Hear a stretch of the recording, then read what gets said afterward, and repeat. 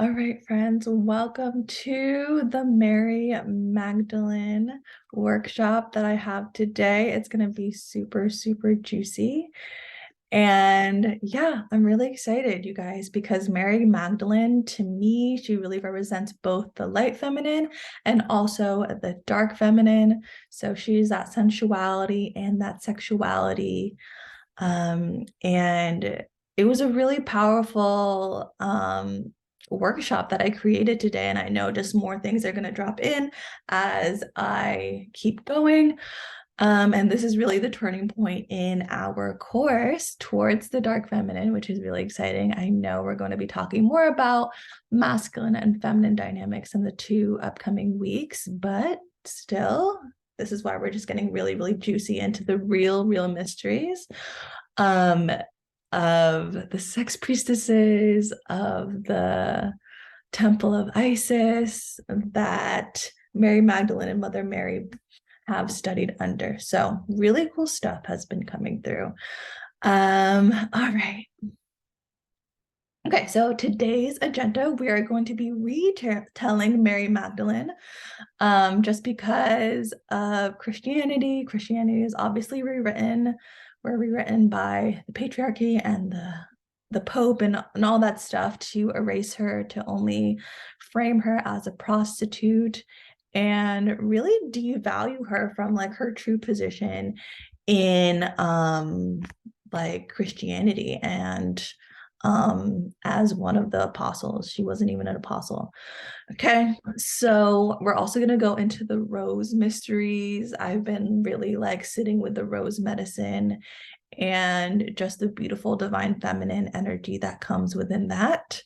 Talking more about the sex priestesses, the sacred whore archetype, and really reworking that kind of like shame that we feel towards the word whore and towards sex and towards our own pleasure. And then, yeah, we're going to be talking about tapping into our sacred pleasure. Pleasure is so important. That is how we get really in tune with what we want and desire. So that it is fulfilling for us, so that our manifestations are fulfilling and we're not manifesting out of a place from our ego and from what we think we want, but what we truly, truly desire. And that's what I love about the dark feminine energy. Okay, so let's just stay on this screen. We're going to really meet Mary Magdalene herself. So I want us to sit up tall, really get grounded. So whether you are in a cross-legged position or you're sitting down, having both feet firmly planted on the floor, and you guys can close your eyes and just breathing deeply. So you guys can breathe in, breathing out. And this is going to be a different visualization, really taking you into the pleasure temple. Okay, so I'm just going to describe the scene that the Akashic Records are showing me. Just keep breathing deeply. So breathing in and breathing out. And I want you guys to imagine this beautiful beige stone temple that we are entering, and notice the fire scones that are lit up with torches.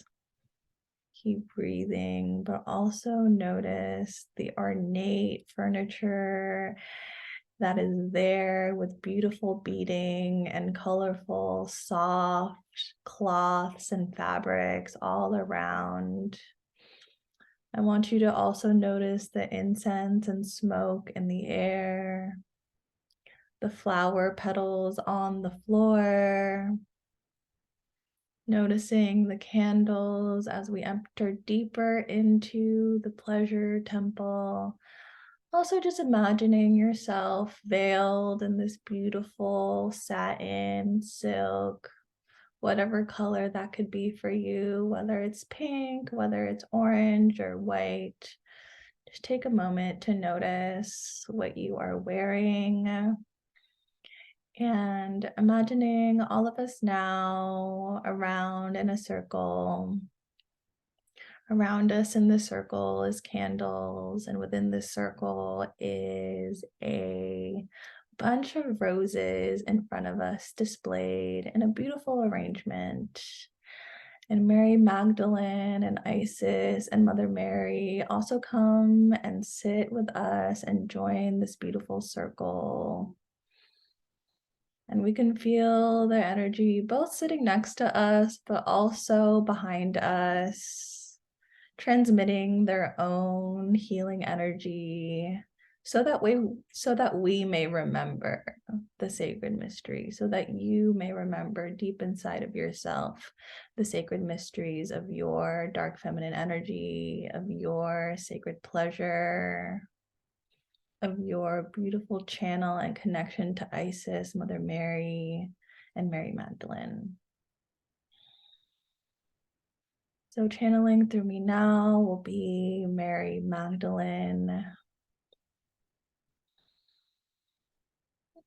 Beautiful women, beautiful sisters of the sacred fruit, of the sacred rose, we are gathered here today, here with Isis and Hathor, and all the goddesses that you resonate are also within you, are here to channel this beautiful divine feminine energy of the rose. Take in the rose medicine, smell the roses, feel the velvet softness of the petals, and also smell the nectar that is coming and emitting off of the rose oil that we are anointing you with right now. Take a moment to breathe all of your senses in deeply, hearing and smelling and feeling in this sacred pleasure temple now. As we adorn you with oils and rose petals and smoke, we are clearing your energy so that you may receive more, so that you may step into your divine feminine energy and also balance both your light and dark feminine energy. Keep breathing this in deeply now. We have rose incense and jasmine incense, and this is what we used to teach you in the sacred pleasure temples of both Egypt and also France. Taking a moment to pause and giving thanks to the spirit, to the divine feminine goddess, and connecting deep into your heart, deep into your womb, sacral chakra now. Breathing in deeply. And you may also feel your Kundalini energy rising throughout this process, and that is okay. That is part of the process. For we are transmitting sacred alchemies and sacred energies so that your Kundalini energy can rise and that your light body can grow stronger. With a stronger light body, you magnetize your manifestations closer and closer to you. Imagine this now as you sit in this space.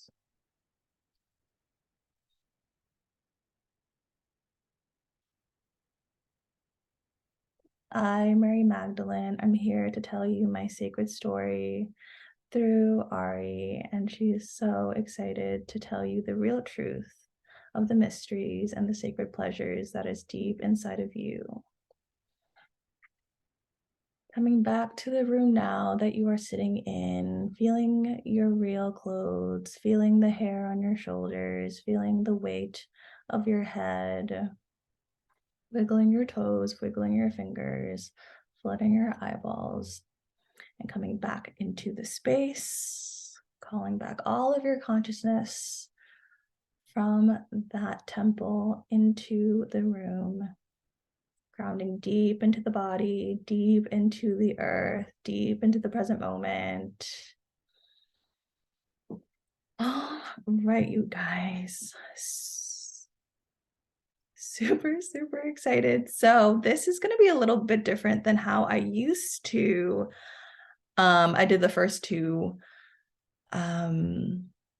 what is it called? First two workshops, because basically I'm just going to be reading like a huge channel that she has given to me, instead of me just like kind of channeling right now. And then we're going to go into kind of just like the normal style of how I usually do my presentations. Okay. So, yes, you guys, Mary Magdalene, she was actually the first apostle, but if you look up the 12 apostles, she's not there. They actually had the beautiful 13 apostles. 13 is a sacred feminine number. So, of course, they would try to erase that. There are 13 moon cycles within a year. So that's why it is a beautiful feminine energy.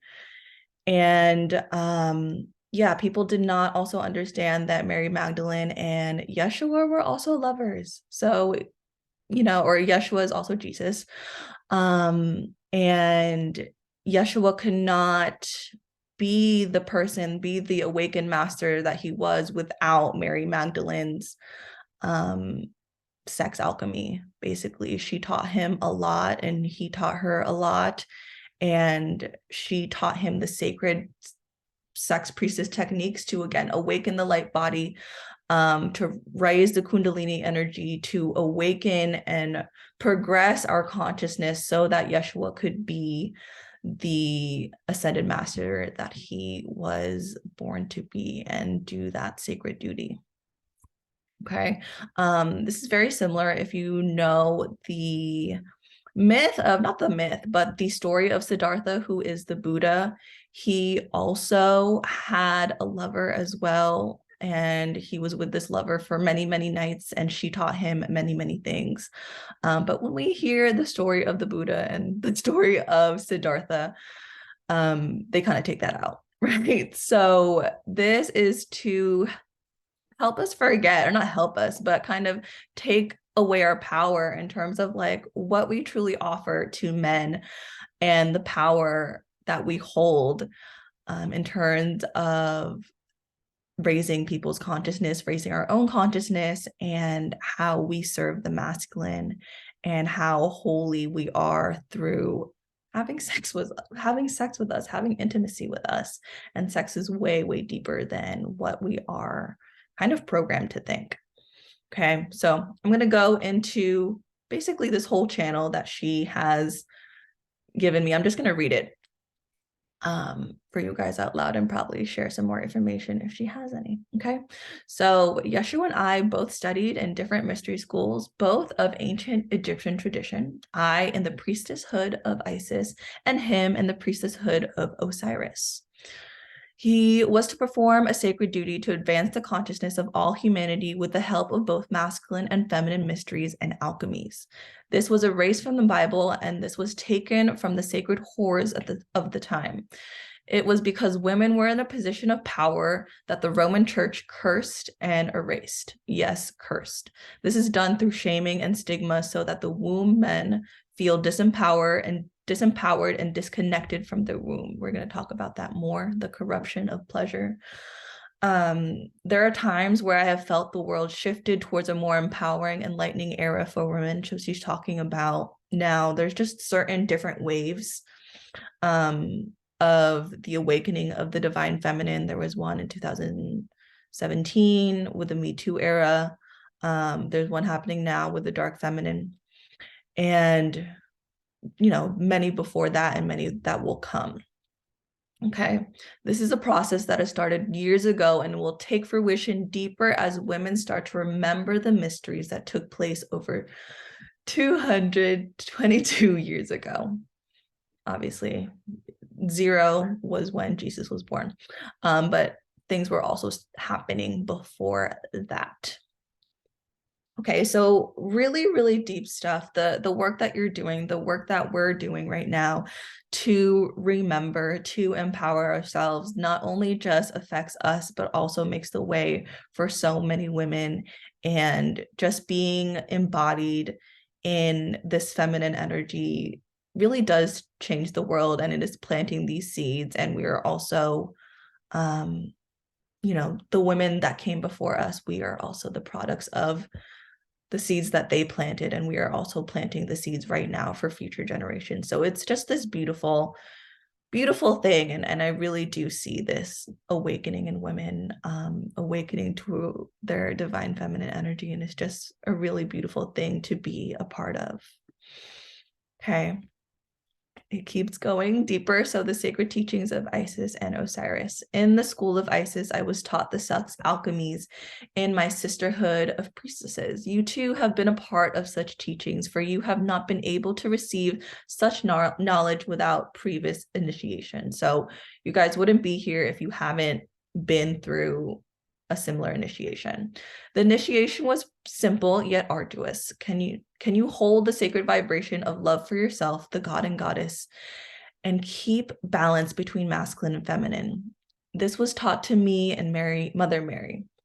Many spiritual cleansings happen through smokes and oils, through fasting / famine, not really feminine, through prayer, through thought, and through action. We were devoted 100% every second. This was simple yet arduous process because the mind will play tricks and the ego will want to win, but the soul had to be strong. It had to show compassion, forgiveness, and unconditional love to every person and moment, no matter how ignorant or disturbing or disgusting. We were shamed, pitied, and even spit upon for the work we did. But our faith could not waver despite the circumstances. This too is part of your initiation, beloved.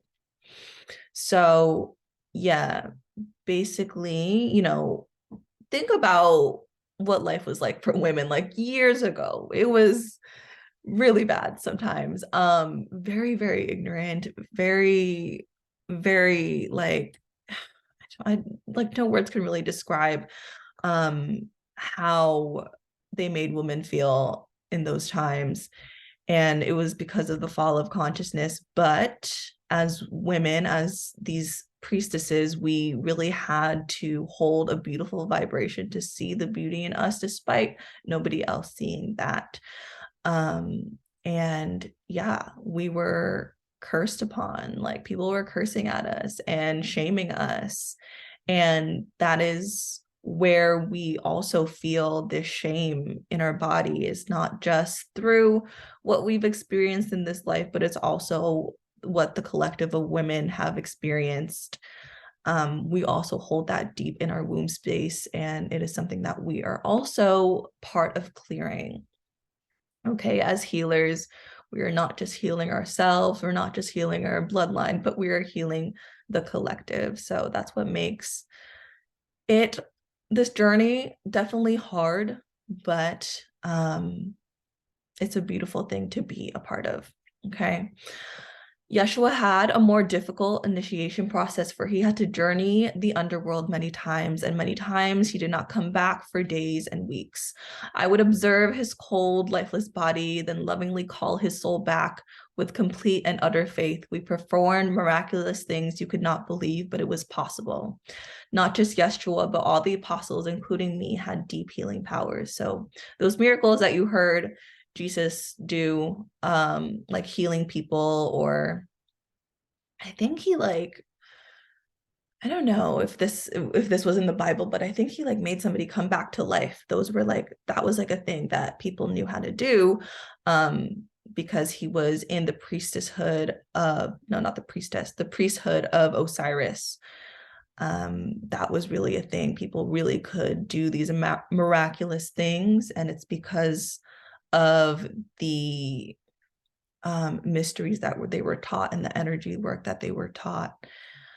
All have to do with the light body, raising your kundalini energy, and really understanding the true nature of reality. Okay, just keep going. There were times my faith wavered, as yours would too, but this is part of the process of becoming unconditionally in love with Spirit, Self, and Yeshua. We had 2 children that were also taken away and hidden. Again, this came my faith. Your faith will be tested, beloved, but you have passed, and you will pass as you have once before.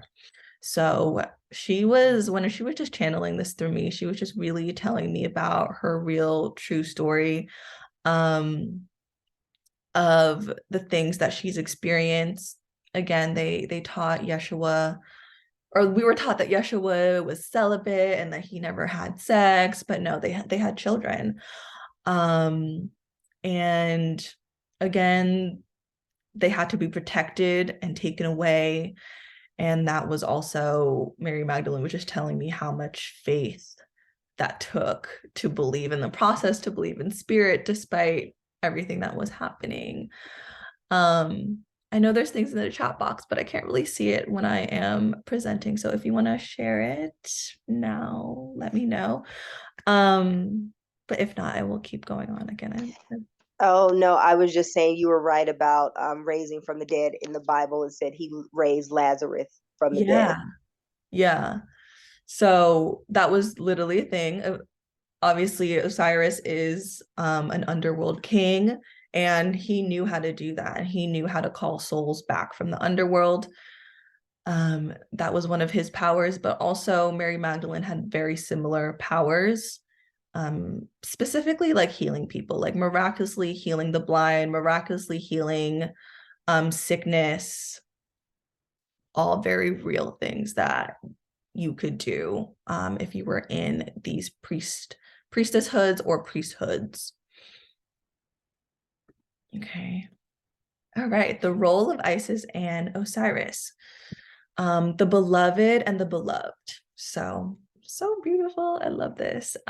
Basically, what they both embodied is really Isis and Osiris at the core.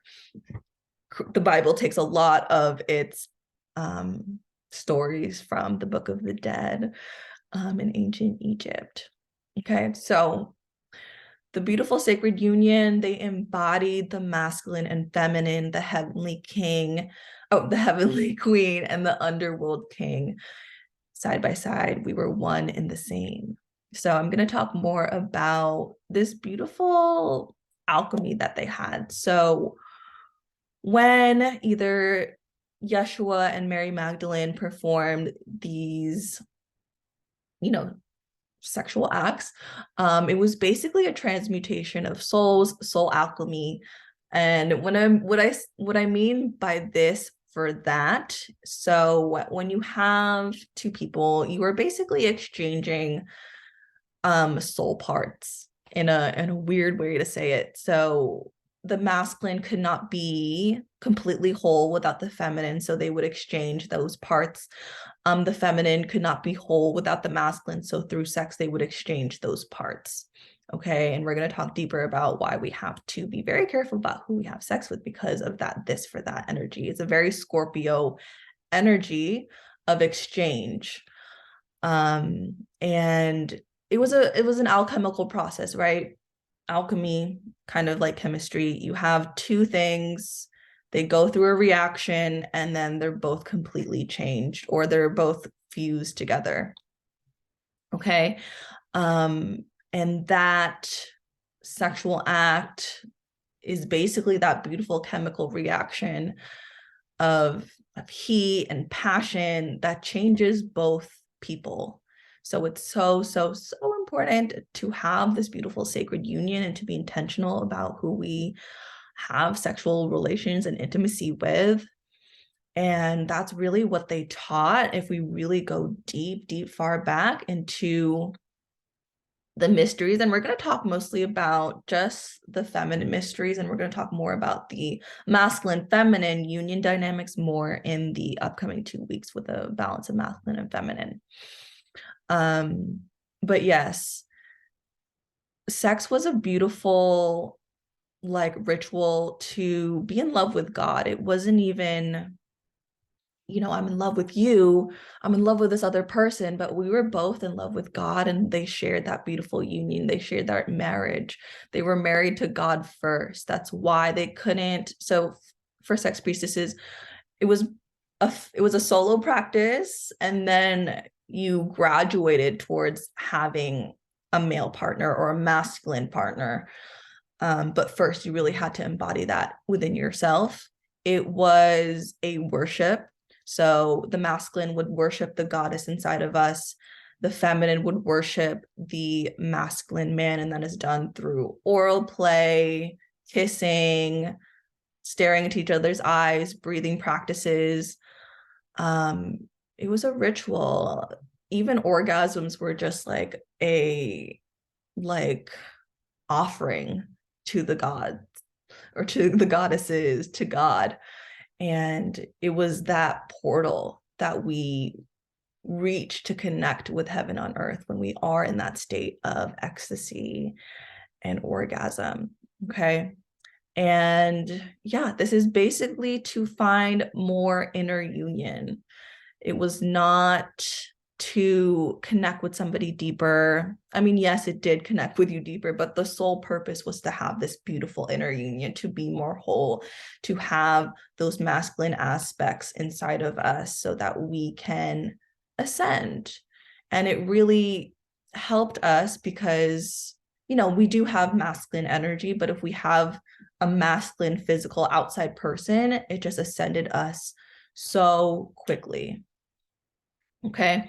The feminine received the divine seed. So we were receiving these things. And then through that, we're going to kind of talk about even the midwifery that also took place. But yeah, we would receive the divine seed.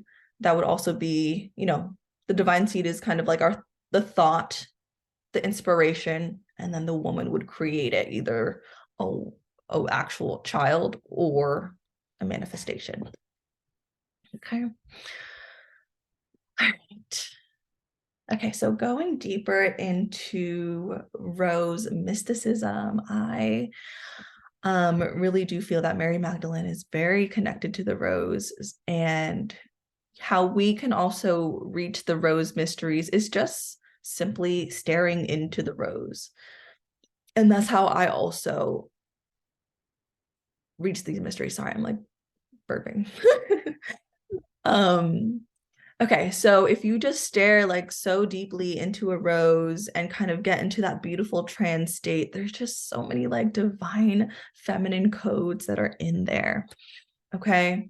And the beauty of the sacred unfolding that happens with not just roses, but flowers in general. And that is the essence of the divine feminine. So yes, it's the unveiling, it's the softening, it's the opening of the feminine energy. And that's what we do in terms of opening up to ourselves and then opening up to another person. It's soft and it's slow and you can't rush the process. And that's how you know when a man is like in their like wounded masculine energy or not in their divine masculine energies when we're rushed. And if we also have this masculine energy, then we also tend to rush things and want to have it now, right? Instead of like being patient and witness the unfolding of what's happening inside of us.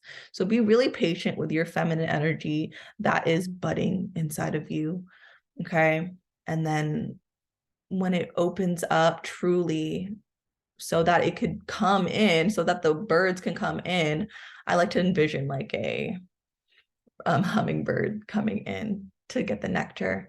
That is the sacred love that we now feel safe. We are now fully open for somebody to get our love and for us to also receive that pollination. Okay. Things that have just been coming to me, just the essence of love and the different colors of the rose also different represents the different flavors of love. So red and white and pink and orange, they all represent different types of love. And there's so much love. It's not just romantic, it's self-love, and there's platonic love, and there's love for the creator, and all of those different things. Okay. So love is nourishing, it's sweet, it attracts, it takes many forms, it's not forced, it's beautiful, it's delightful, it's plentiful. So really just taking that in and really just opening yourselves up to what's possible, and to let your, even if you feel like you're a late bloomer, or even if you feel like you're not the most beautiful flower or whatever, right? Still noticing that we're all beautiful and unique. No rose opens up the same. And even looking at these roses, it looks so similar to our sacred yoni, right? And it's just that beautiful reflection of feminine energy that we see in our body and we also see in nature. Okay.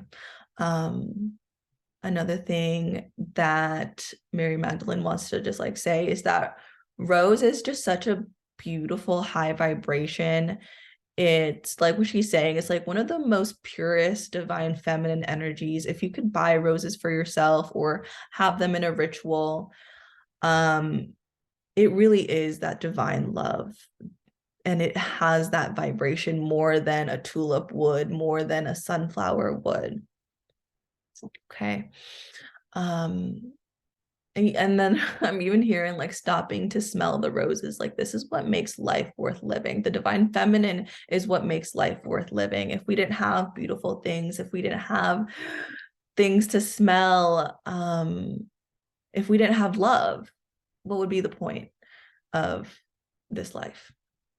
Okay, so that's just the beautiful rose medicine that just wants to come through. And then also just how roses are, there's both the thorn and the beautiful petals. So that thorn is that protection, is that divine feminine energy. And then also the feminine energy that is so attractive and so beautiful. Okay, so Mary Magdalene, also roses, they hold the vibration of both.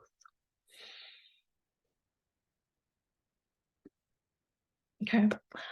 Another thing that I was hearing like the order of the white rose. So white roses really represent the purest form of love, which is spiritual love, the love for our creator.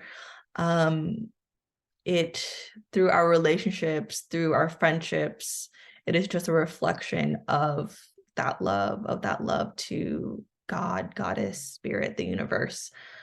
And that is what we're truly yearning for. We may think that we want a man, or we may think we want a relationship, but we really, really want, at the core of that is the love and feeling that love of spirit and the universe. And this is just something that she said, Mary Magdalene. It's one of her favorite teachings. When they taught about the rose in the sex priestess mystery schools, it was one of their favorites because it showed the purity of our love. And then, romantic love and friendships, like those are just, I don't want to say it's not pure, but at the core of it is really that right white rose energy. Okay, so how can we embody this? It means to be in love with the human experience and to also understand that God and spirit loves us so deeply. And this is so different from what I grew up learning in terms of like being raised Roman Catholic and how we need to fear God. And yes, they did teach us that God loves us, but it also felt really conditional. And I had to like repent for my sins and stuff like that, or I was born a sinner. It was just really weird. So, really unlearning that and realizing that God sees us still purely. And sure, we can do things wrong and we can have sins or whatever, but they still know us deeply and love us unconditionally. Okay.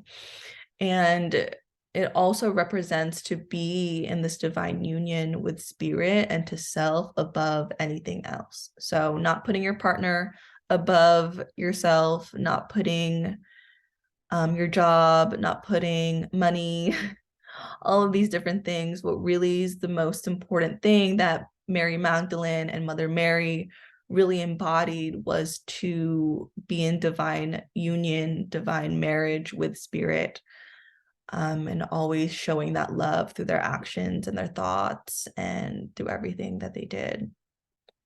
Okay. Again, this is what I was talking about before. No impurity too great.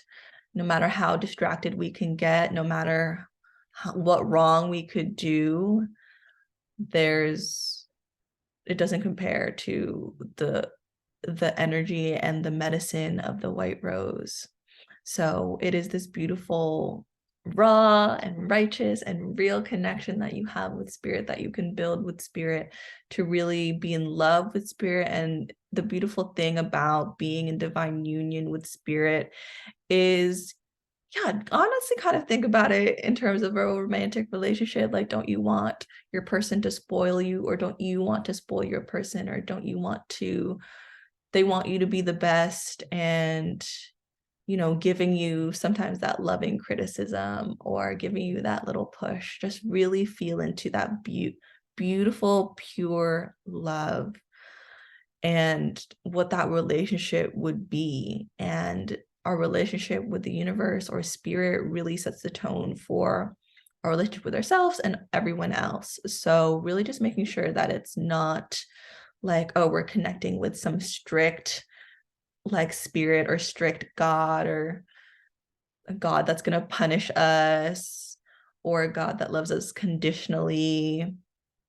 No, really unlearning that, and then kind of going back into the the rare, like, pure connection deep in my like heart space. I don't know, I can just like feel it right now.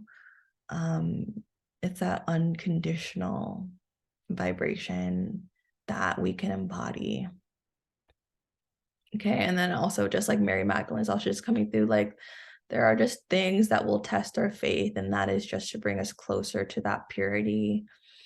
um those things, those trials happen not to punish us, not to neglect us, but to teach us how we can again align better and let go of certain beliefs. Okay. The Order of the White Rose, just looking more deeper into it. It's a literal modern day mystery school where they taught the secret teachings of Gnostic Christianity, the Kabbalah, and also ancient Egypt.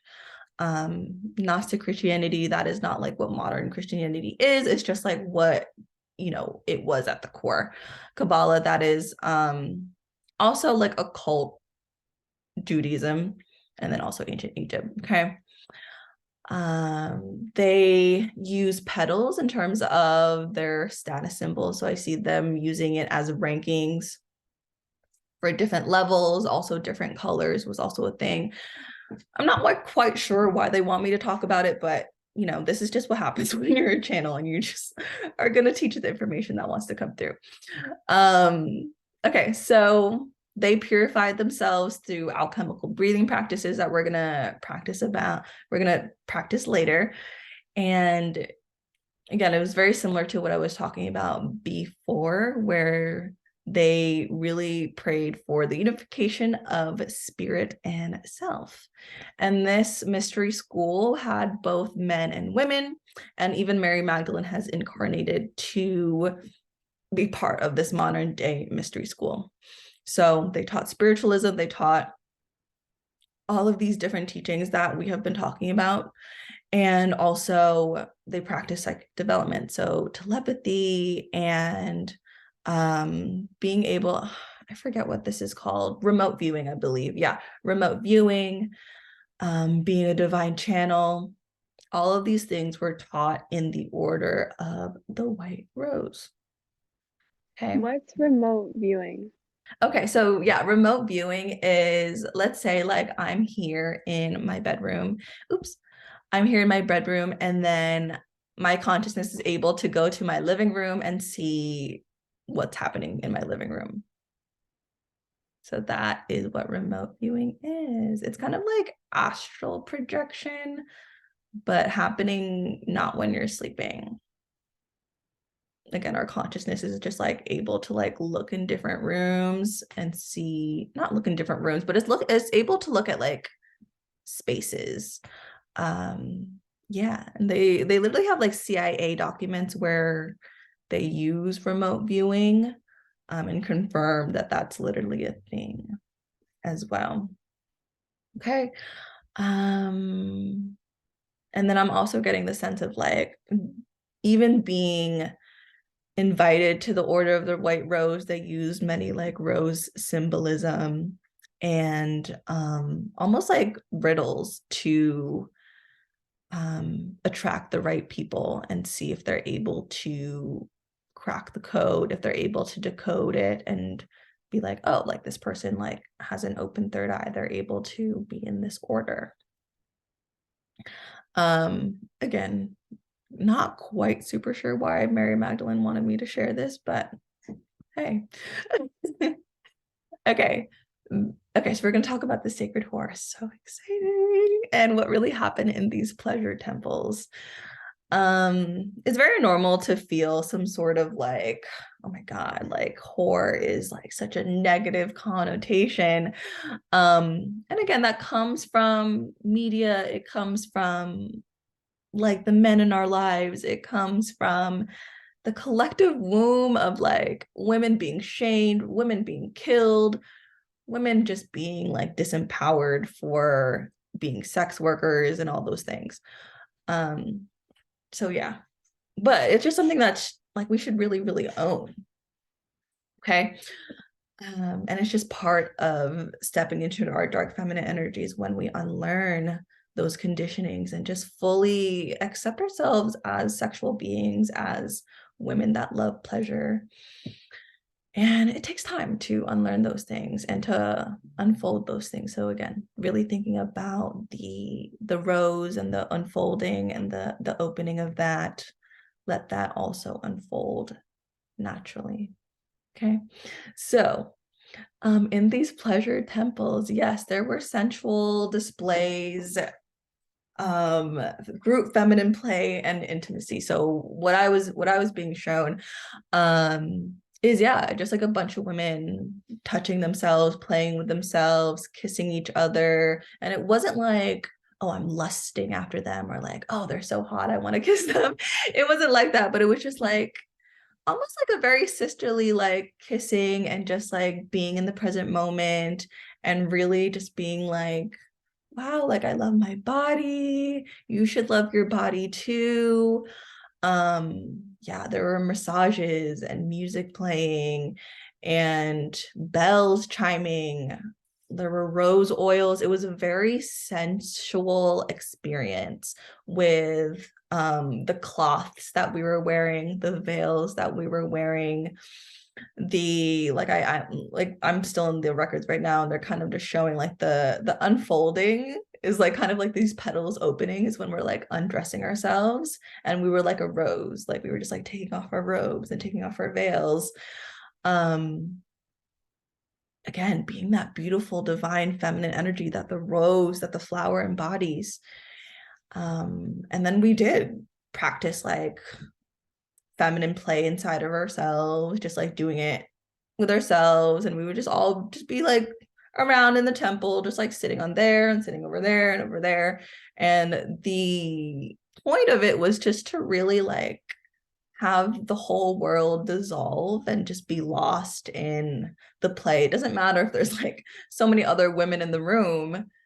We were just like so in ourselves, and it was like there was no shame, like who cares. And yeah, that's what they were showing me. And it was so important that we really like understood like what turned us on, or was understood like how energy moved through us. It was just like this exploration and us finding that way to spirit, finding that way to climax. It was a very, very spiritual experience, a very meditative thing. And it wasn't just for pleasure. Again, it was for opening psychic channels. It was for activating and making your Kundalini energy go up. It was to worship ourselves and to connect with the divine goddess within inside of ourselves.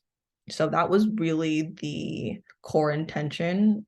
Again, it wasn't like we were horny or anything like that. It was a beautiful ritual. I see these happening like in the moonlight, and beautiful ceremonies that have happened. Also included witnessing childbirth and practicing midwifery. So they definitely talked about periods and the cycle. And okay, so with the sex priestesses, there was solo practice, and then they also had the men also come in, and we would also practice with them. And this is how, like, we were able to witness childbirth, was that some of our sisters would become pregnant and we would support them in that whole process. And they would also take a different role within the school or the temple when they became pregnant. Practicing midwifery was a thing, and seeing that beautiful initiation into the mother was something that we witnessed and held space for. So we already talked about this. Sex was a ritual to open to the heavens and allow, this is for midwifery and also like becoming a woman, allowing a divine soul to come through for the ascension of earth. So outside of this school, people were just, having sex to have sex or just having sex simply to procreate, because that's what they were taught in the religious times. So it was so important that we were super intentional about what kind of souls that we were helping come on earth, because earth was in a fallen state of consciousness and it really did need powerful souls to come through. And that's what happens when we do give birth, is that we are both a bridge and also both on the material realm and also in the heavens. And it just feels like we are being ripped apart, holding that bridge and holding that portal inside of ourselves. So it was really like radical. And then another thing that also came through is life and death, and that we did also witness like sisters dying through childbirth, and also holding that sacred ritual. I'm seeing like funerals and transitions happening as well. So witnessing the birth, witnessing the death, witnessing our sisters grow up from a younger age. I'm hearing prepubescent to all the way up to, like, I'm really hearing like elderly status. Okay. Okay. So the sacred whore, when we embodied that, it's so important that we embody that because of the shame that was thrown at them. And they wore certain things to help them be identified as a sex priestess. So one of the things that they wore was a golden serpent around their arm. And, the ignorant men at the time, or even women at the time too, would shame them and tell people not to like go near them. But again, they still had to be embodied and proud of who they were, and not afraid to go out in the world and to share with people that these people are existing. It was so important that they didn't hide, despite, the potential danger that could come at them. Okay. And the beautiful thing about these pleasure practices and being a sex priestess was so that we can become hold on, I need to charge my thing before it dies, so that we can become a pure vessel for the goddess. And the goddess wants to experience pleasure through us. And we are the goddess, and spirit is the god, and God wanting to give us pleasure and us wanting to experience it. So it's so important that we do not shy away from this beautiful wanting and yearning for pleasure, and also thinking of our manifestations in terms of not like this desperate, like, I don't have it energy, but also just like, like, just give it to me, please. Like, I want it so bad, God, kind of energy, right? And that's kind of how I view manifesting now, is in this beautiful, like, sexual tension of like, please just give it to me. And that's why I also use masturbation as a form of manifestation. And it's just, things happen so much quicker when we use our sexual energy, because of how powerful it is. Again, it was used to help Yeshua be the person that he is, and it helped awaken our psychic senses, and it helped, Mary Magdalane heal people. from sickness. Like, this is through the work that they did as sex priestesses. They could perform miracles through like embodying this energy, cultivating this energy, and being a channel for this energy. Okay, so orgasmic ecstasy activated their light bodies, strengthened their Ka body, which is the light body. Ka is basically light body in ancient Egyptian times. And it was also, when we reach this climax, is this beautiful astral projection that connects us to the realms of heaven, that brings our consciousness to the realms of heaven. And this is honestly how Mother Mary also became pregnant with Spirit. She had cosmic sex with the divine masculine and the divine feminine, not on the physical plane, happening in another plane. And she was able to bring Yeshua's soul into the physical. And yeah, it was through these sex priestess mysteries. That was a thing that you could do, was become impregnated without having sex. So this is just like, you guys, like, this is the real mysteries that they don't really talk about. Okay. Let me know if you guys have any questions. Okay. So sacred pleasure, and just getting deeper into what these techniques were. See where we are on time. Okay, cool. Okay, so true pleasure was, it's not, pleasure is so like corrupted, and our connection to pleasure has been so like distorted, but real pleasure was connection to the divine. It was oneness with the cosmos. It was oneness with others as well. That is what we're truly yearning for in terms of pleasure. And yes, we can want fancy things and fancy like foods and all these things, and maybe like love. But at the core, what we really want to experience is this connection to the divine. And yes, like, having nice things can be of that vibration, but also not giving so much power into that Chanel bag or into that tropical vacation. And really just realizing that what we really want to feel is one with God and one with the goddess. Okay. All right. So this was achieved through different breathing practices that we're going to practice later. Super excited. And this really cultivated their light body expansion. So having a really, really strong light body, that is our soul, basically, the essence of our soul. Strengthening that, which helps us not just on a physical level, but for more lifetimes after this. Okay, it wasn't the work they were doing wasn't just for that one lifetime. It's setting the tone, and it sets like a domino effect for the energy that we use after we transition into other realms, other lifetimes.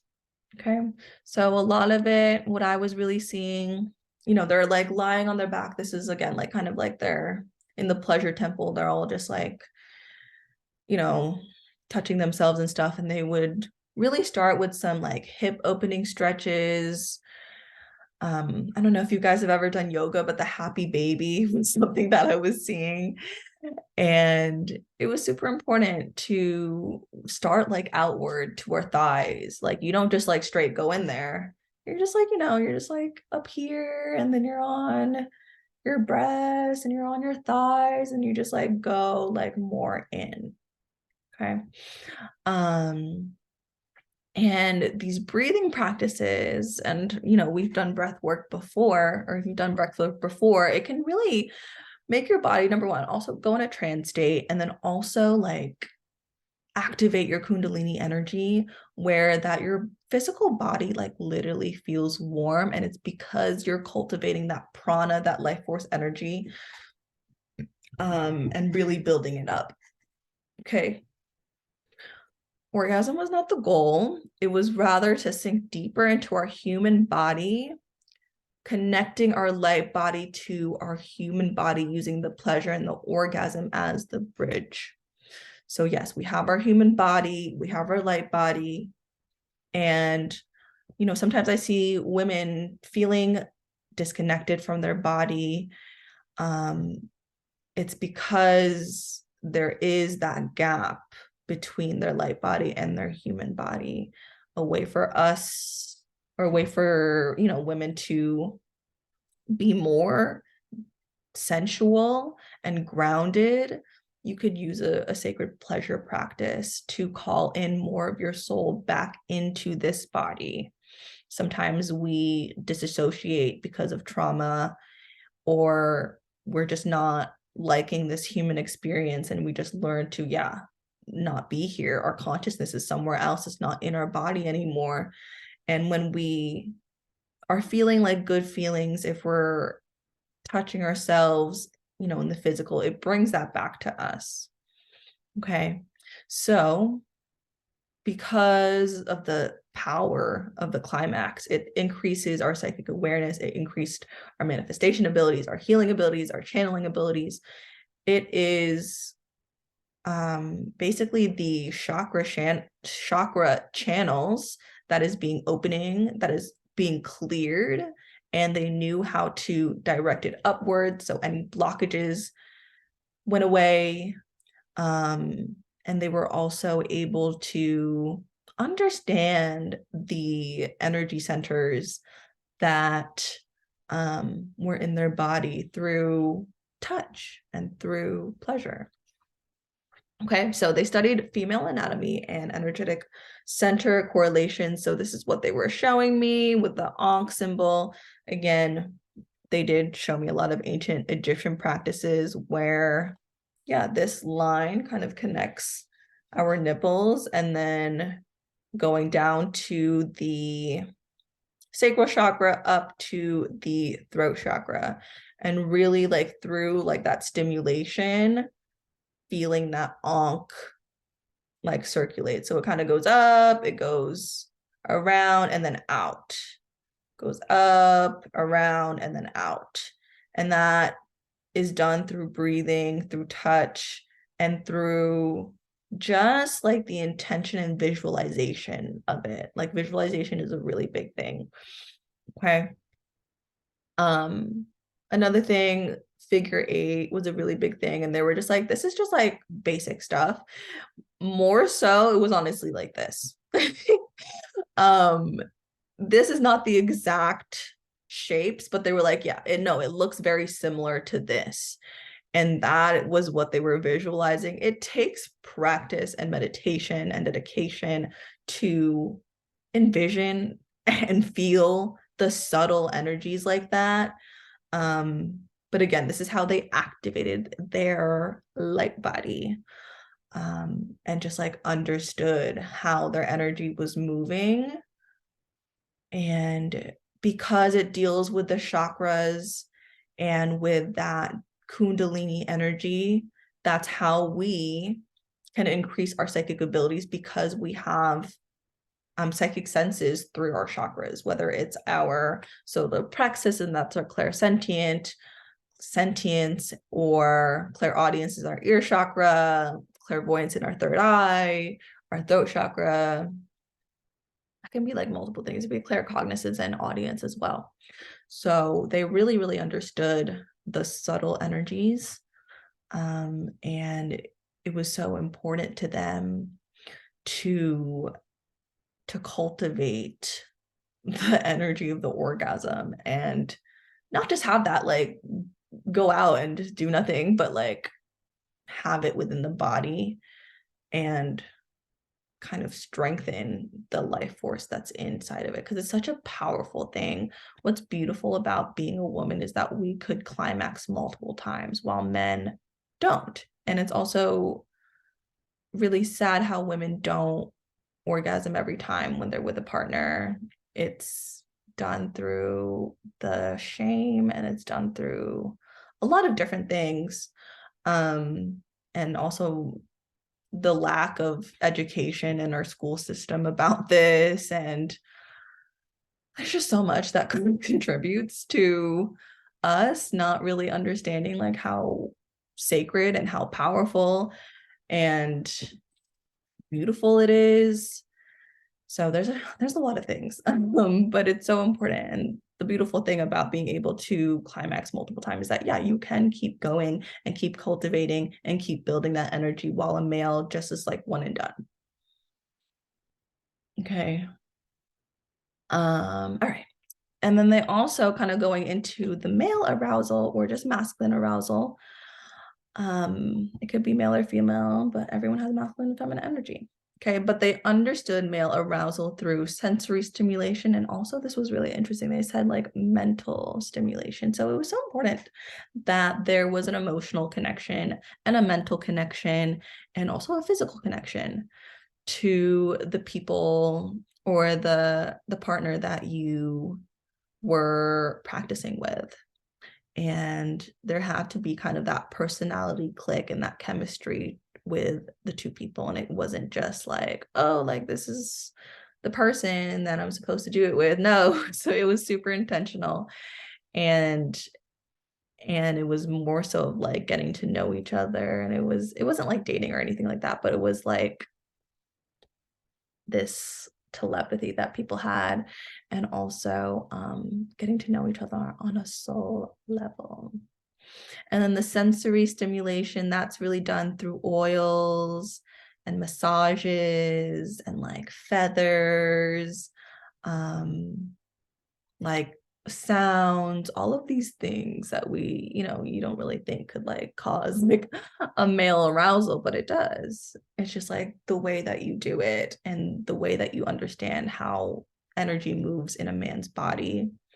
And you can be really intentional about it. I've done it in my own practices with the men I've dated, and you can kind of just like, if you know like how chakras move and how energy should go, like just like the simple movement of your hands can raise that energy up with them. Okay. All right, so we're going to talk about the corruption of pleasure and basically why we just don't feel as connected and we don't feel as empowered in our sexuality. Let me see. I'm sorry, I can't see the chat. I'm sorry if you want to say it out loud. Oh, I forgot. I said, did they stalk you afterwards, those men? Maybe. I need to be careful about that. Not stalk like but maybe like a little obsessed. So you got to be really careful about who you entangle your energies with. That's the thing. Okay, so going back to the corruption of pleasure. So yeah, women have been disembodied. Again, what that means is that we're taken out of our goddess essence, and we're kind of more so in our wounded feminine. And this is done through horrible beauty standards, through filters and plastic surgery and IG models that have been basically face tuned and photoshopped. It's done through shame of our peers, of other women. Like slut shaming is a thing from men and women, which is really sad. When it comes from women, it comes from that internalized male gaze. So women are judging us from a male perspective because, again, it was something internalized inside of them to make them feel more powerful when they absorb that masculine energy, but it's a wounded masculine energy they're absorbing. This is also done through sexual abuse and sexual exploitation. So the porn industry, the escort industry, how we see women being portrayed, even in the music Hollywood industry, and they're just wearing all these clothings. It can be empowering to look like that, but also it's just too much sometimes. And it as women, as young girls, we're taught that that's just like what we need to look like when we grow up and what we need to perform as growing up.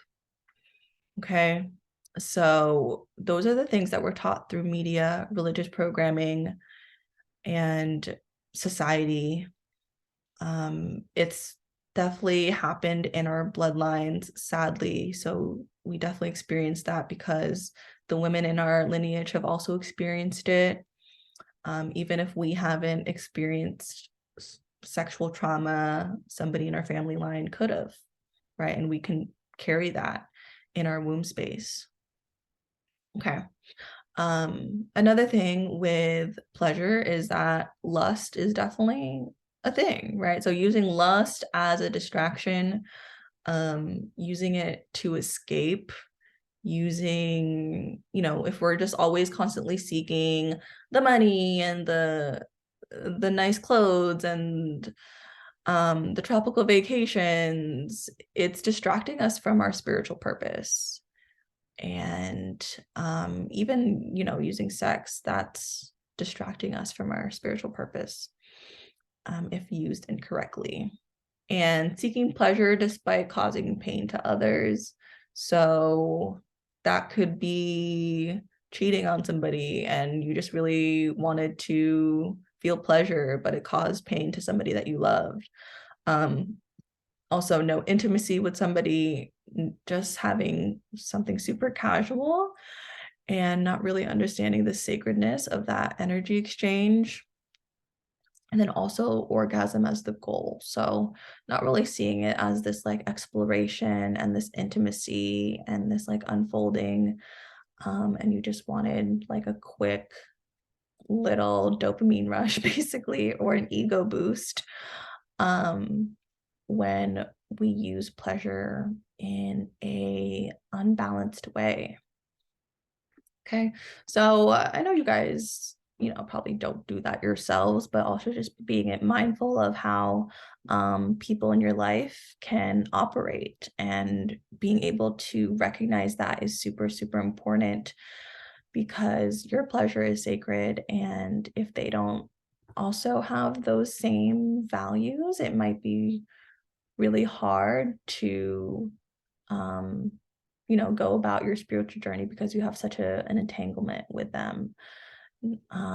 So yeah, hypersexuality is also a thing that I've noticed as a child. Even like being in middle school and high school, we were just like kind of encouraged to like wear things that I'm like, I shouldn't have worn those things as a kid.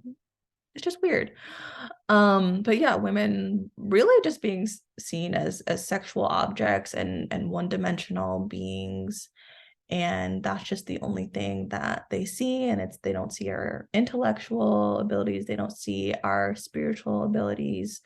They just see us for our curves or our beautiful face.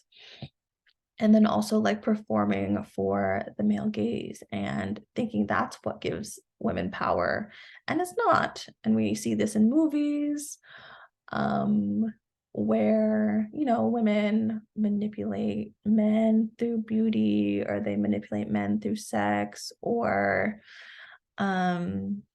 just seeing sex in every single song, and women always looking sexual. And there's no other way to present yourself as a famous person or as a woman. Those are just like, secret things, or like subconscious messaging that we see on social media, in our everyday lives. Okay. And yeah, understanding that there's also an energy exchange, and that can also be vampirism. So being really careful about who you exchange your energy with, because they could take your power away instead of pouring back into you. They can steal your magnetism, they could steal your attraction, they could steal your wealth, energy. Being really, really careful of that. I've definitely seen, especially with players, men who are in their feminine energy, they get a lot of girls because of the girls that they dated. So they're taking the woman's magnetism, and they have all these women in their phone because of all the women they took that energy from. if that makes sense. So being really, really careful about that. And yeah, making sure that the person that you're having intimacy with is a good person, because again, it is a this for that energy. So you take on their karma, you can take on their demons. And if you don't want to alchemize those things, if that's not your karma and they're a bad person, and why are they glowing up and you're like, and your life is like falling to shambles, I've seen that too. So being really, really careful about that, and just being sure that the person that you're dealing with is a good person that could add to your life. Even what I'm also thinking of now is like gold digger energy too, where like gold diggers, they kind of sleep with somebody that's more richer and powerful than them, and they're also taking their wealth energy, making them, yes, they're actually getting money for it, but also understanding they're also taking that energy from that man's life force. So it goes both ways. Women can be like that, men can be like that. So being really, really careful. It's more common than you think. So really protect yourselves. Okay. Pleasure as a form to numb ourselves, and escapism, and using pleasure to manipulate. So I already talked about that a little bit.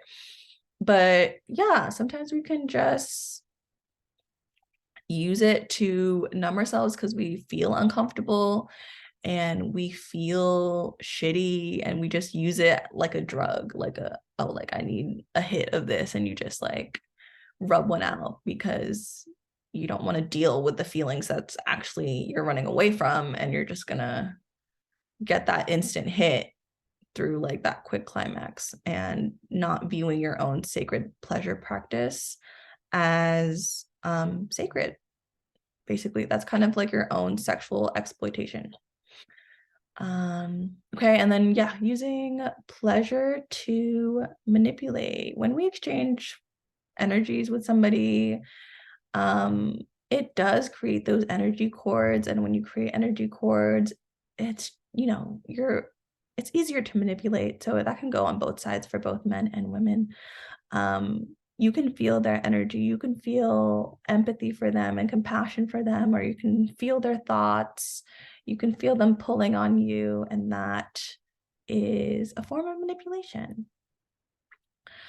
Womb trauma, so this is sexual abuse, this is through religious programming, social programming, and then also saying yes when we were meant to say no. So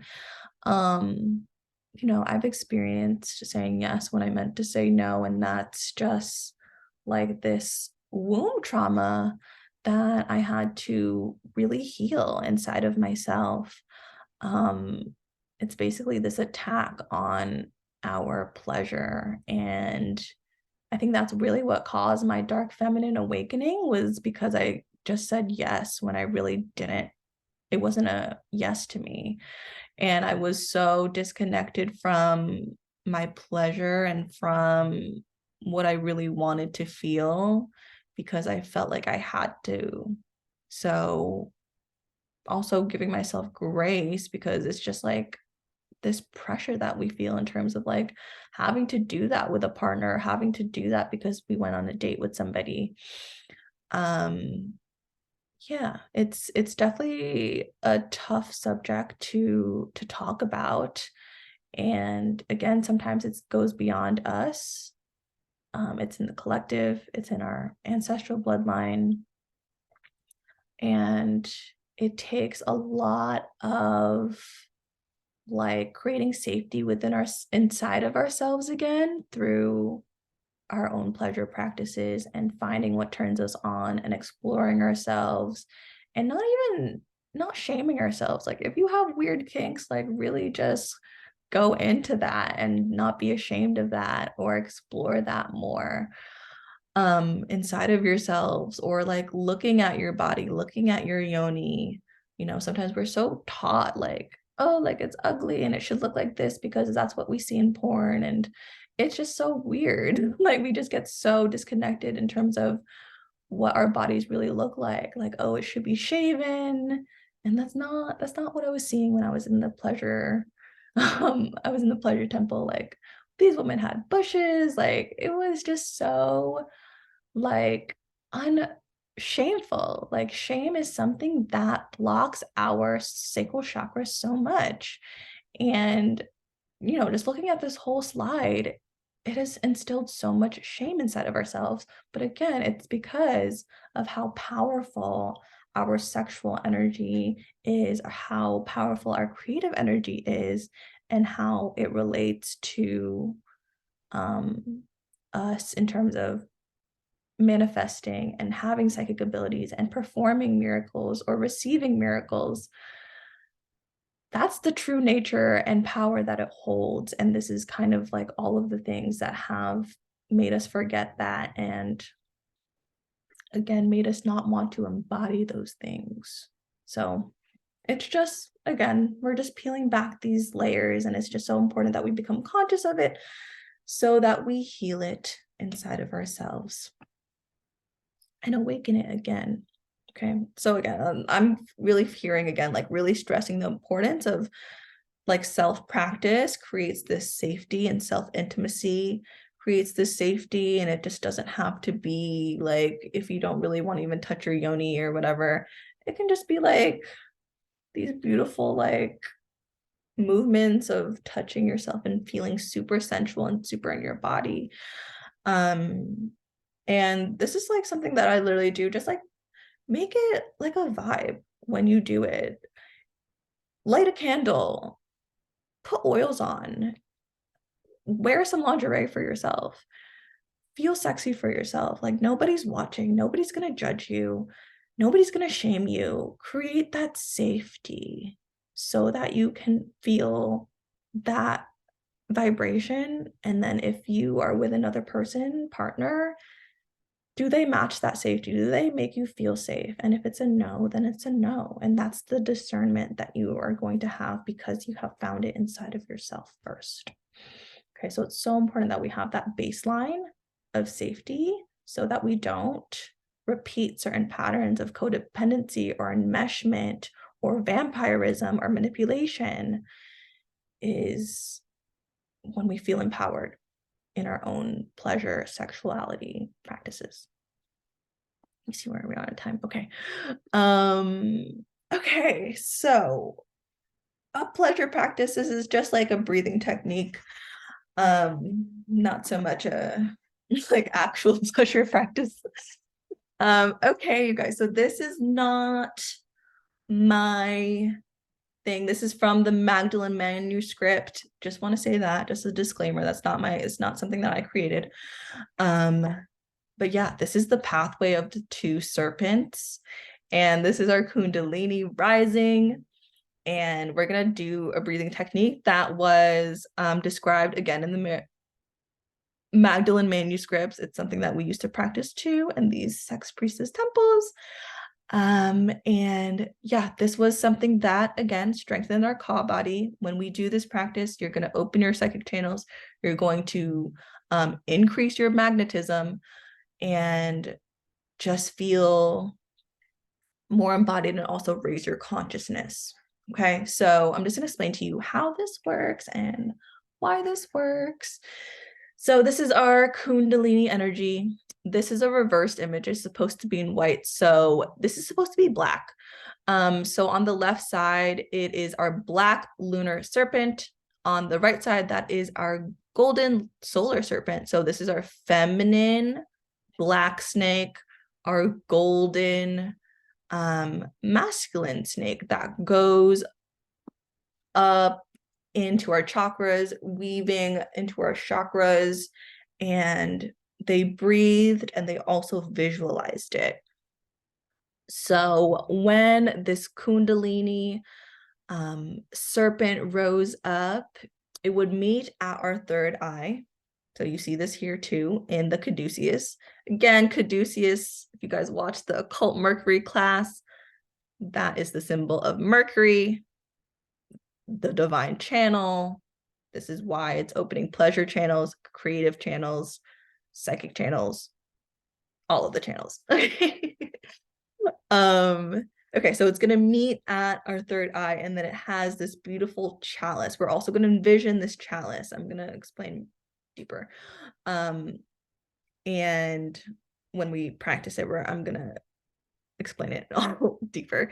But there is a chalice that is at our third eye, and this chalice is filled with a certain nectar. This is the ambrosia. If you guys don't know what ambrosia is, it is the Greek nectar of the gods, food of the gods. And basically, when we envision this and when this chalice is in our mind and being filled with the sacred nectar, we do feel like a rush of dopamine, a rush of ecstasy in our brain. It doesn't feel like super orgasmic, but it feels like, ooh, like wow, that feels so good. And you can just do that through breathing. Obviously, it's easier if you have like an actual person to get to that state, but this is solely the self practice. And it is said that when you feel this dopamine rush, you also feel, or you can also taste a sweet kind of juice in the back of your tongue. And it's going to be very slight. I've like experienced it. It's very, very slight. And this nectar is the ambrosia. It is the nectar of the gods, or the what is it called? The drink of the gods. Water of the gods, I think that's what they call it. That would, in ambrosia, or in Greek mythology, this is what helped you kind of go into that god state, or this is what helped make somebody a demigod, was to drink or eat this ambrosia. Very similar, we reach these god states of consciousness through these kundalini breathing practices. This is what it really means. Like when you're reading the myths in Greek mythology and they're talking about ambrosia, this is what they're talking about. The nectar unlocks our gnosis. So the gnosis, that is knowing without reading, knowing without like experiencing, knowing without like having to like research, it's that inner knowing that is awakened inside of us when we do this practice. Okay, so I'm just gonna like slowly explain it. So this is our root chakra. Our kundalini goes up and it crosses our sacral chakra. It crosses our solar plexus. It crosses our heart chakra. It crosses our third eye chakra. And then it meets, the two snakes meet at our third eye. They're both looking at each other. And again, you're going to envision this cup. Okay, we're going to try that, just that first. And then through breathing, you're going to imagine and visualize the snakes kind of like twisting together more, like, just like make it feel alive. Okay. And another thing, that's just like that's the first thing that we're going to do. The next thing that we're going to do, we're going to visualize it again. And then from our solar plexus, we internally say ra, ra, ra, ra, ra, ra. This energy goes up, and then it fills that cup of the Holy Grail, basically, filling that cup of ambrosia, seeing if you're able to feel a head rush, feel ecstasy, feel maybe something in the back of your throat. Maybe you're tasting something, okay? Okay, so that is what we're gonna do right now. Does anyone have any questions before we tune into this ancient technique, very ancient technique? No. Okay, y'all. So this is gonna really, really help. Just setting the intention to awaken your pleasure centers, awaken your creative channels, awaken your psychic channels. Okay, so that's what we're doing this for. Again, this strengthens our body. The more that you do this, the more magnetic you are to your desires. Okay, and just also more powerful. You're just more powerful. So, okay, so I just want you guys to sit up, if you can, sit in a cross-legged position like you see in this picture right now. And you can honestly kind of keep your eyes like a little bit open. It's a little bit, even for me, it's a little hard to visualize like both of the snakes going up, and like I'm like, wait, what side should the snake be on? It's so you guys can kind of like keep your eyes like a little bit closed, and you can kind of look at the screen before you to help you. But right now we're just going to breathe and into our root chakra. We're going to breathe into root chakra, just build that energy, and then we're going to let the snakes go up. Okay.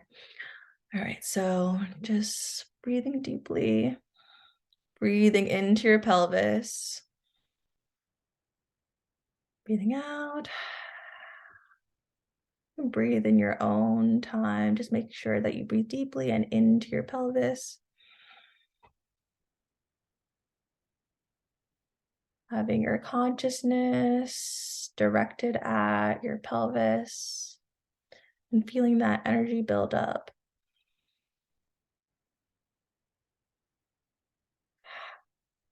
You can feel like a pulse in your root chakra.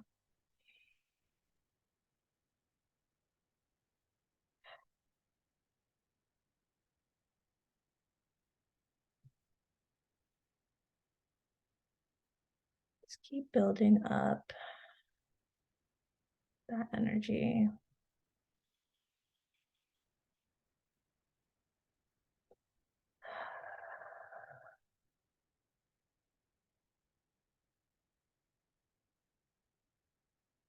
So I want you guys to imagine the black and golden snake going up and crossing at your sacral chakra. Breathing into your sacral chakra.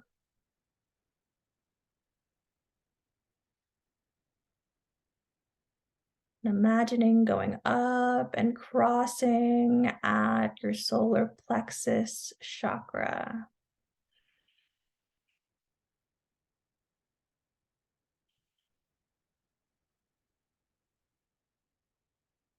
Going up and crossing at your heart chakra.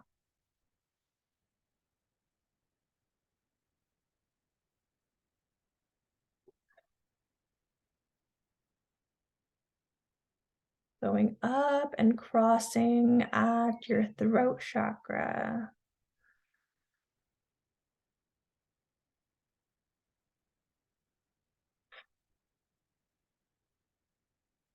Going up and seeing the snakes looking at each other at your third eye. I want you to, as you breathe, feel these snakes writhing together. Just feeling them move and rub against each other, basically.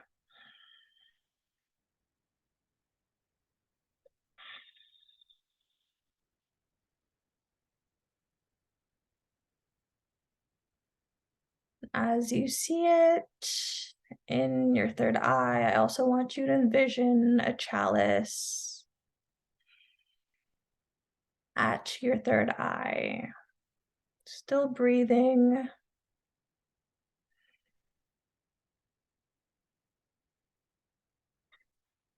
Feeling the snakes rub against each other. Feeling the golden snake rub against the black snake. The masculine and feminine.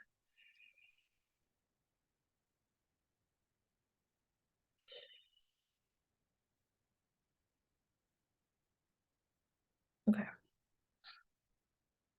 So that was just the first breathing technique that we were going to do. How is that for everybody? I don't know if you guys felt anything. I would love to hear. I kind of felt like in a trance state once I got to like my third eye, I was like in a trance state. I was like, well, let me know if that was like kind of hard to visualize too. I could also go slower. Let me know how that was for y'all. I thought it was good. Okay. I felt like just this beautiful song when I got to the heart chakra, and I definitely also felt like a trance when we were in the third eye too. Yeah, it was so great. Oh my gosh. Yeah. I also feel like more energized too. It's kind of weird. How was that for you, Raven? Yeah, of course, like always, I always feel a little bit pressure in my third eye, so I could feel that. But now I feel kind of woozy. But then Mm. I was kind of, I don't know, turned on a little bit too. Does Okay, that make yes. sense? No, it does. Oh, Complete. okay. No, that definitely makes sense. That's the kind of energy that we're trying to like build. And that's completely normal, girl. That is normal. Okay. All right. So this next practice, it's good that you're able to visualize it. I'm just like the first time I did it, I was like, wait, where's the snake? And I just had to go really, really slowly. Okay, so now that we have that visualization, we're again when we're up in the third eye and we have the chalice, we're going to internally say rah, rah, rah, rah, rah, coming from up out of our solar plexus, rah, rah, rah, right? It's kind of that sun energy, going up into our crown, and then just seeing if you guys are able to taste the ambrosia, feel some sort of ecstasy. Um, Again, it's gonna be very slight, like, okay, so just like be aware of your mouth, like what does it taste like right now? And if you're gonna taste something different, okay? Just surrender to it. It might happen, it might not happen. Even if you just like feel like some sort of blissful state, you're still doing it right, even if you don't taste it, okay? All right, so again, we're gonna build the um the life force energy. So kind of going back into stillness, deepening our breath, bringing our attention back to our pelvis. Just breathing into our pelvis, feeling that pulse if you can in your pelvis, maybe feeling some heat. That's a good sign.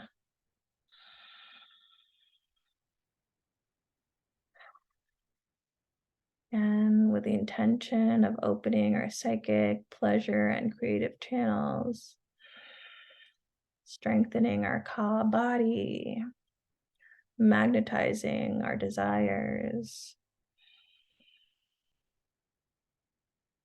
Okay. Now I want you guys to envision the black and golden snake going up to your sacral chakra and crossing at your sacral chakra. Breathing in. Feeling this energy going up to your solar plexus.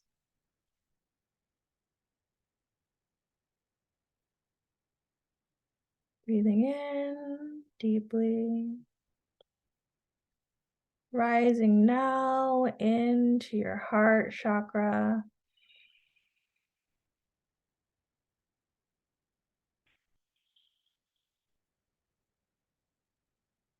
Breathing in.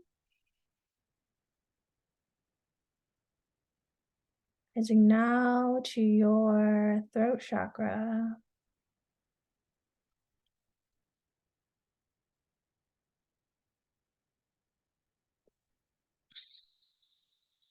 And see your snakes meeting face to face at your third eye chakra. Breathing deeply and feeling these snakes rub and move against each other as you keep breathing.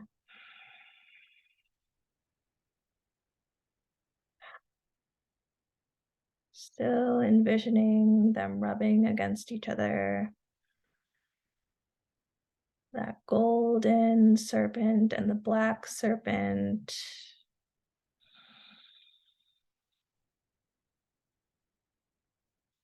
And I want you to envision now a chalice at the top of your third eye, in between the snake heads.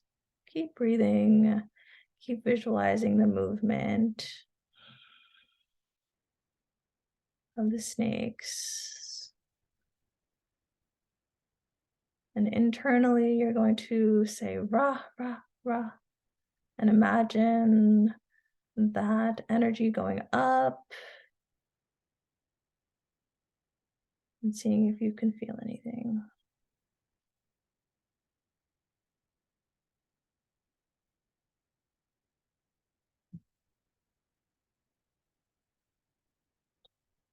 Feeling that chalice fill up, feeling it overflow and drip to the back of your mouth.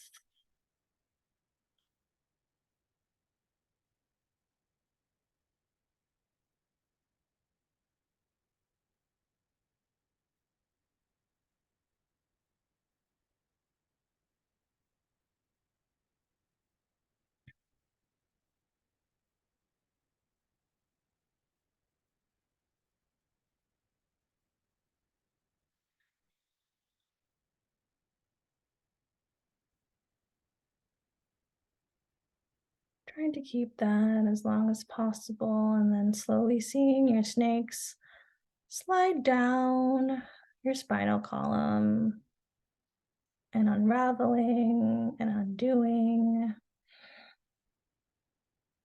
returning back to your body.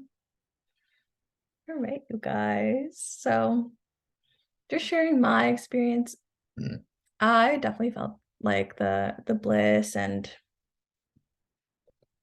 that ecstasy, and it just feels really good. Like, just my head feels really clear, and I didn't really taste anything, but I could feel like something in the back of my throat. Okay, so that was me. Yeah, let me know if you guys like tasted anything, or if you could really feel like a nice little head rush or blissful feeling when you did the rah, rah, rah, rah. Yeah, I felt kind of blissful, and I actually could taste like a little bit of a sweetness. Yay, I love that. Yes, that's the ambrosia. What about you, Paige? Yeah, I felt like I could like taste something like salon sweet on the back of my tongue. And I also was like seeing like a bunch of like sacred geometry when we were in the third eye. It was so fun. Yeah. Oh my God. Exactly. So I was about to say, like, downloading the gnosis, like that's kind of what you're gonna feel when you have that cup full. Um, yeah, you guys. So that is the sacred breathing practice that is taught in the Magdalene manuscript, that was taught in the sacred priestess temples. They would do a bunch of variations of this technique. So they would do it in different like poses. So, you could sit like this, and you would like twist sometimes. Like, it was just like different ways to move this kundalini energy. It was more like I was really seeing them like doing like yoga poses, honestly. Um, Let me see. And it was, yeah, sometimes it was done lying down, sometimes it was done like sitting up. It was done at different times of the day. And it was a really important practice that they devoted their time to. Just, making sure that your channels are clear and making sure that they have this beautiful sacred connection to the energies and feeling that light body. So all of the things that I talked about. So yeah, you guys can come back to this and do this again. Or if you don't want to watch the whole thing, you can just look up the pathway of the two serpents, and this image is going to come up, and it's going to help you really visualize that for yourself. Did you want to say something, Raven? Yeah, I was gonna say, do you think that this is a practice that we should do daily, or is this like too much? Let me see. No, it's not something that you have to do daily.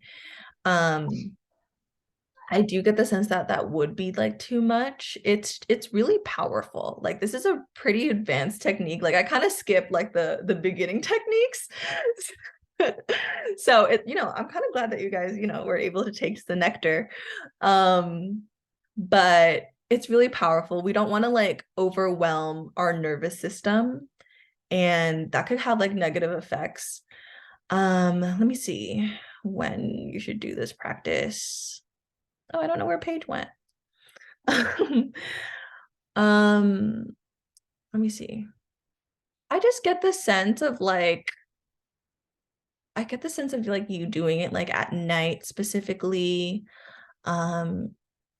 And specifically like if you wanted to connect to your records more, like if you're feeling like disconnected from them, this could be a really good way to unblock your channel and strengthen your channel.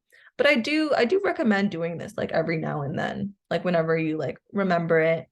And I know we talked about like raising your Kundalini energy, so this could be something that really does help that Kundalini energy raise safely. Like we don't want it to just awaken, and that can kind of like be too much for our nervous system, and it causes like kind of traumatic spiritual experiences like what I've read on online.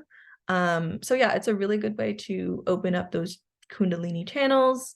And yeah, okay, let me admit Paige. All right, I still have like a few more minutes. I know I'm going over, you guys. I'm sorry. So if you do need to go, I respect that. You can watch the replay if you can't do this.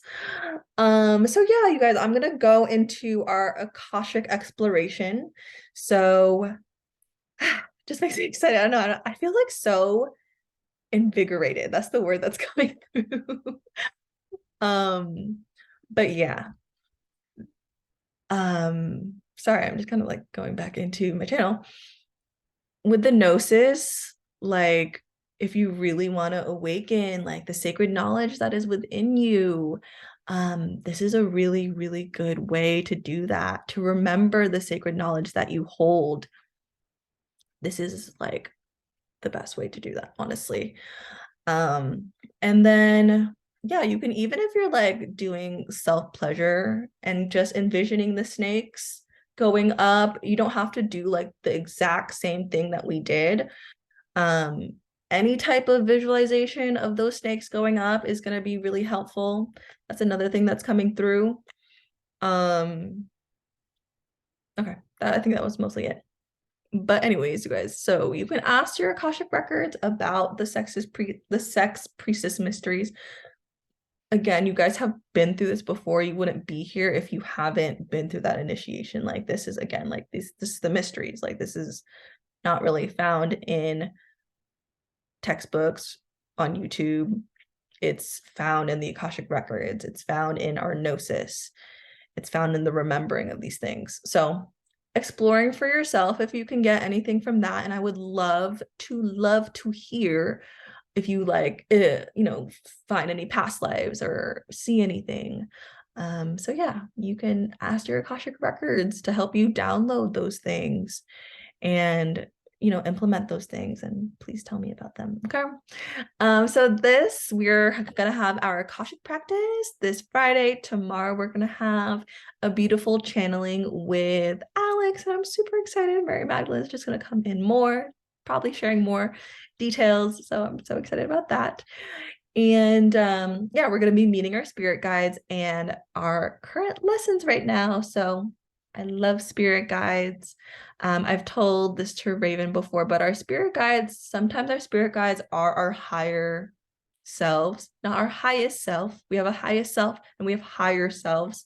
And that could be ourselves as angel beings, ourselves as ET beings, ourselves as fairy beings, elemental beings. Those are our higher selves that are in our spirit guide team. And not every spirit guide is an aspect of you, but it is just part of you. So your spirit guide is going to be super like reflective of who you are. If you're sassy, they're going to be sassy. If you're shy, they're going to be shy. So if they're going to be blunt and straightforward, if you're blunt and straightforward, they're going to be blunt and straightforward. So, you know, mine talk really fast and they just have so much information. And I'm just like, it's just because that's how I communicate. Okay, so we're just gonna channel that for each other. Christine is actually gonna come this time, and hopefully maybe McKenna too. I've been talking to Sierra, and I don't think she can do Sunday night, so I might have to do Sunday mornings. Watch out for that. I might have to change the schedule for December and just do that. So I'm not quite sure if I'm gonna change it for November because I've been changing it so much. Okay, but talking more about how to be a divine channel. So yeah, you guys, this is different from being an empath. This is different from being an intuitive. This is a bit different than being a medium. This is being a channel. Okay, so I'm going to talk more about that, how we can be a more effective channel. We can look at channeling as this net that we have, and this net in this river, and this river is, you're gonna catch like shoes and shit and a bunch of random shit, and then you're also gonna catch golden nuggets. You're gonna catch real stuff.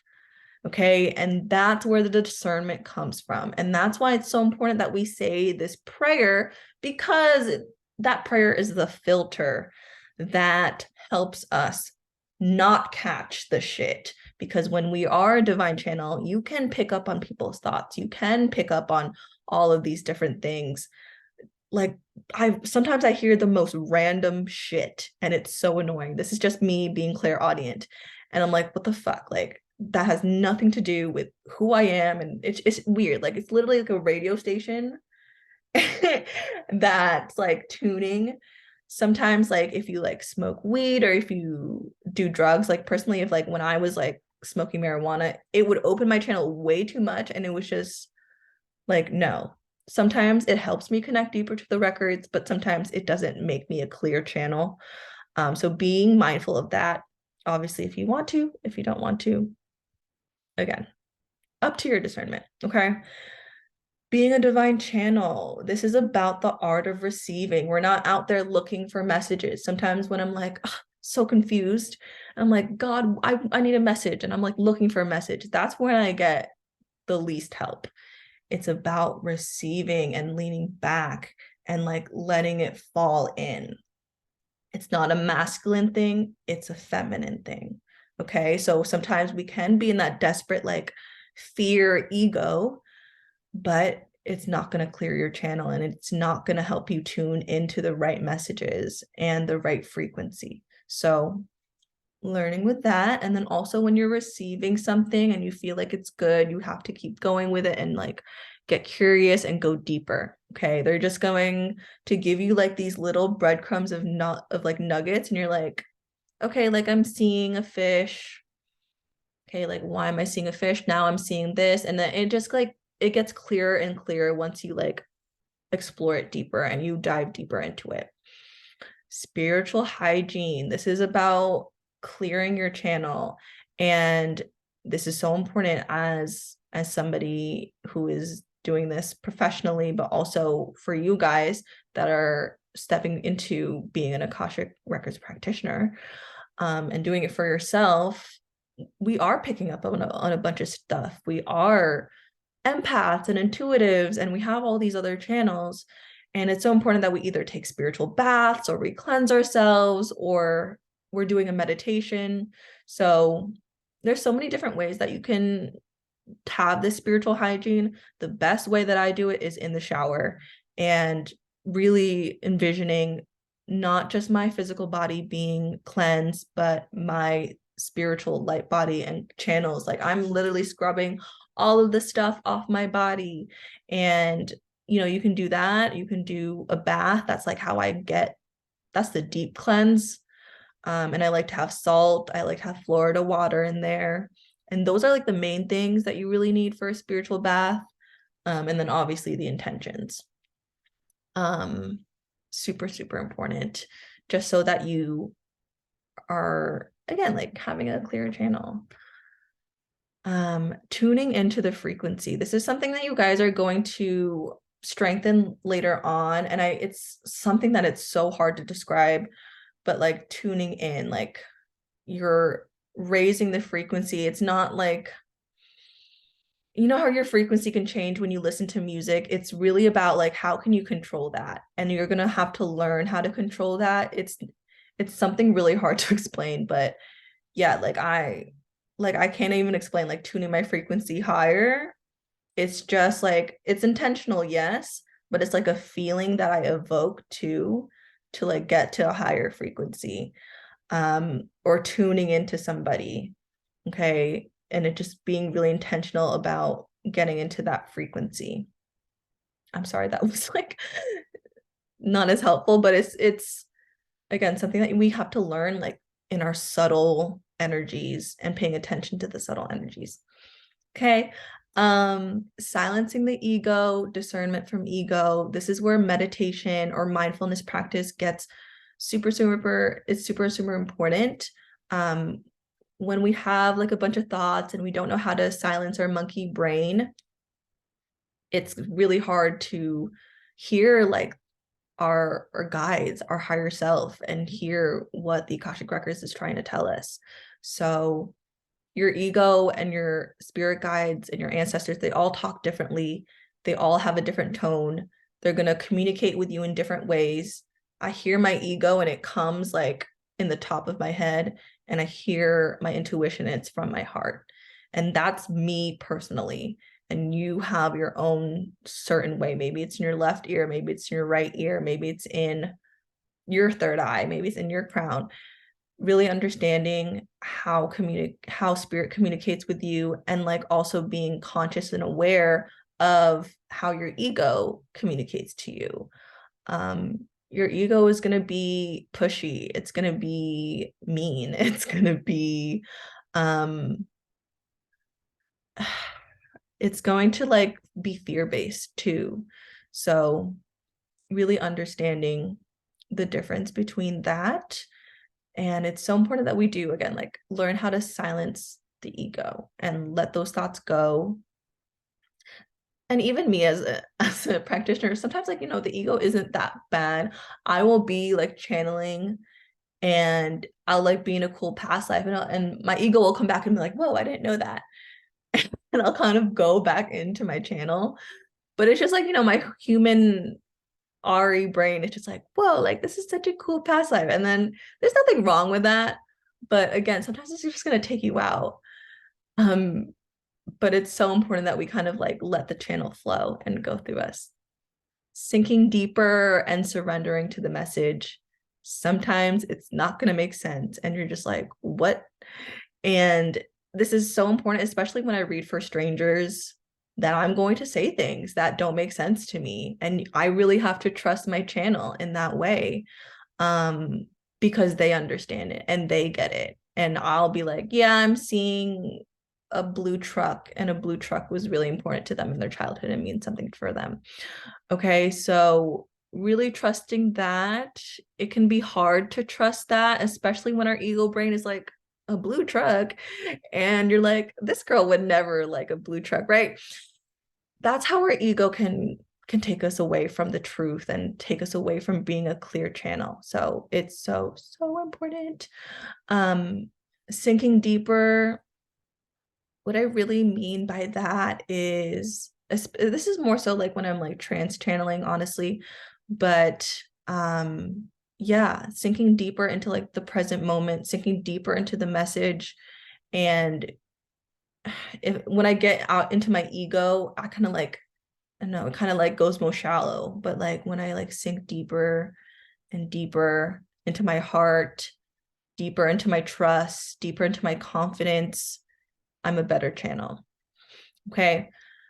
Psychic boundaries and home frequency. So psychic boundaries, this is super important, especially when you read for other people, really understanding what's your messages and what's not your messages, what's your truth and what's another person's truth. And this comes with home frequency. So home frequency, that's not my term, but it is basically our core vibration, our core like frequency that we're usually at and emitting. You need to learn how to bring yourself back to a core frequency. So maybe I'm around a lot of people and I'm off my core frequency. Okay, I need to take a bath, or I need to light a candle, or I need to just like be by myself personally. That's what takes me to my home frequency. And to understand that, it's so important, because that's how you know what's your energy and what's another person. So understand what is the things that bring you to your core frequency. For me, it's lavender. For me, it's rose. For me, it's just being in my bedroom. Okay, these things take me back to my truest self. People sometimes they don't even know what their core frequency is, and they're just like, their energy is always shifting based on their environment. And that's why people seem so lost, because they don't know what their core frequency is. And because they don't know what their truth and purpose is. And that is just, when we're like centered in that, we have the intuition, we have the connection to everything that we need. So it's so important to bring yourself back. Okay. Having psychic boundaries with people, you can honestly envision like kind of a bubble between you and the person that you're reading. That would just be really, really helpful. I know you're tuning into somebody, and it's so important that you don't like enmesh with somebody and you're just tuning in. There's also psychic boundaries in terms of, if they didn't ask, sometimes you shouldn't say it. Okay. And there's discernment with that. Like sometimes you can share like, oh, like this is just coming through, like I opened your records, like, oh, this is just like wanting to come through. But when it comes to like really touchy subjects, don't share it unless they also want to share it with you. So yeah, you can tune into people, but there's a discernment in terms of like, you can't go super in depth or like getting all the tea on somebody that they don't want to share. And yeah, I feel like you guys wouldn't have an issue with that. But yeah, you can't go into another person's records without their permission. I don't think you can even do that. The Lords of the Akashic Records won't really let you. So this psychic boundaries really do come in with the Akashic record, the Lords of the Akashic Records. And then after you're done with the reading, it is really normal to still feel their energy. Making sure that you're clearing it, doing whatever you can to sage, cleanse, so that it doesn't clog up your channels. Okay. All right. So those are my tips in terms of being a better channel. And yeah, that was the end. Okay. Does anyone have any questions about anything I talked about? If not, I know that kind of went over. I kind of knew that would be over because of the mysteries that we were talking about. But yeah, you guys, I'm super excited to dive more in depth in terms of the rest, because now we are on the dark feminine chapter of the course, and just know that it gets deeper once we get to Kali Ma and Isis and Lilith. Like it's just gonna get like deeper. Like this is just like a little taste of the mysteries. So I'm super excited.